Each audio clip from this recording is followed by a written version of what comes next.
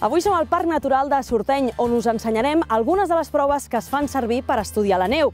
I és que conèixer l'estat del mantell nival ens pot dir moltes coses sobre el risc d'allaus a la muntanya.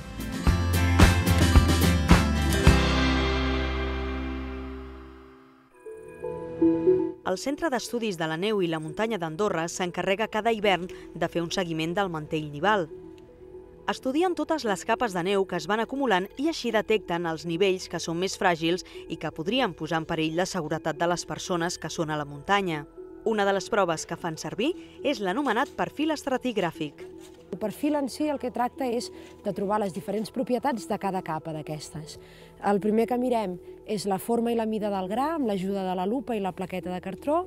Després mirem la duresa, mirem la humitat i finalment mirem la densitat. I mentre fem tot això, a part, anem prenent la temperatura del mantell cada 5 o 10 centímetres.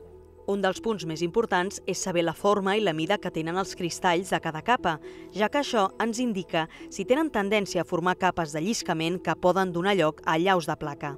Aquest tipus de proves són els que utilitzen els predictors per fer els butlletins de perill d'allaus, que Andorra realitza Meteo France. A més dels perfils de neu, el CEMMA, amb diferents proves, també estudia la seva estabilitat. I és que és una dada molt útil per a tots aquells que surten a fer esports a la muntanya, ja que tindran una idea de com d'inestable és un vessant. La columna estesa consisteix en fer un rectangle de 30 per 90. El que fem, col·loquem la pala en un costat i damunt la pala posem la mà, donem 10 cops.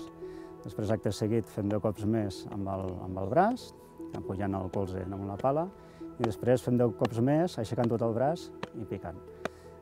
Llavors, mirem si hi ha fractura, llavors, si hi ha fractura o no hi ha fractura, ens dona una mica el resultat de saber si hi ha inestabilitat o no en el mantell nival.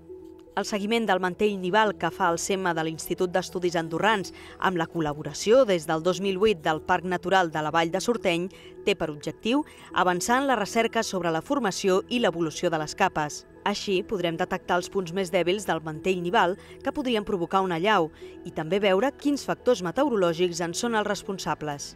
Com heu pogut veure, un bon coneixement de l'estat del mantell nival és molt important a l'hora de preparar una sortida a la muntanya.